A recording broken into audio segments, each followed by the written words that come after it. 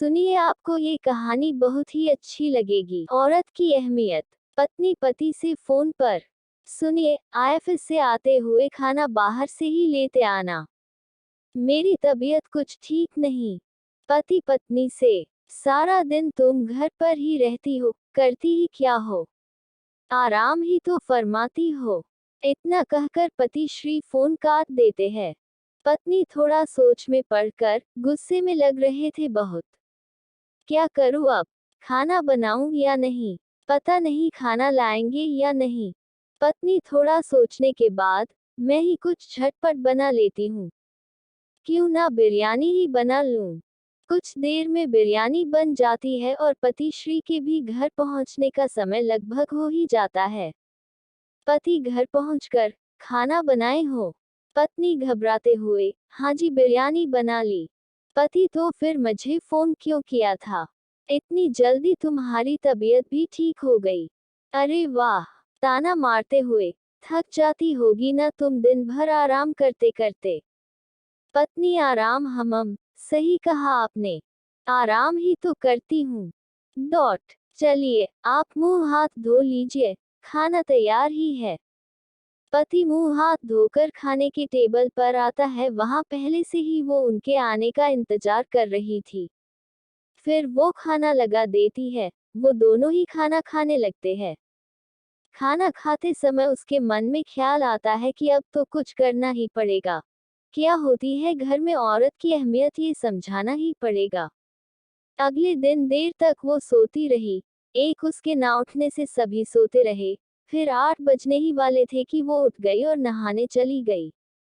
फिर जब उनकी आंख खुली तो समय देखा। ऑफिस का समय लगभग हो ही चुका था।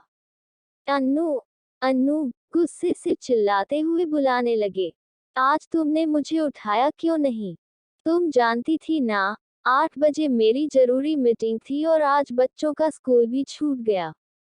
और ये क्या, सारा घर बिखरा पड़ा है। तुमने अभी तक नाश्ता भी नहीं बनाया और तो और पूजा भी नहीं की अब तक। डॉट। कौन करेगा ये सब? मैं यहाँ तुमसे बात कर रहा हूँ अन्नू। और तुम हो कि सुबह सुबह अपने श्रृंगार में लगी हो। डॉट। अन्नू, हाँ तुमने ही तो कहा था। मैं करती ही क्या हूँ? बस सारा दिन आराम ही तो करती हूँ। ये सब कुछ खुद ब खुद हो जाता है। अब ऐसे क्या देख रहे हो मुझे? कहकर अन्नू चली जाती है बाहर और शाम को घर लौटती है और देखती है कि सारा घर बिखरा पड़ा है। पति, आ गई मैडम घूमकर। अन्नू, हाँ जी। पति, ये सब काम कौन करेगा? अन्नू, काम कहाँ है, ये तो आराम है ना। मुझे इसे करने के पैसे नहीं मिलते। आपकी नज़र में तो सिर्फ पैसे कमाने को ही काम कहते हैं ना। अगर काम के बदले पैसे कमाने को ही काम कहते हैं तो ठीक है।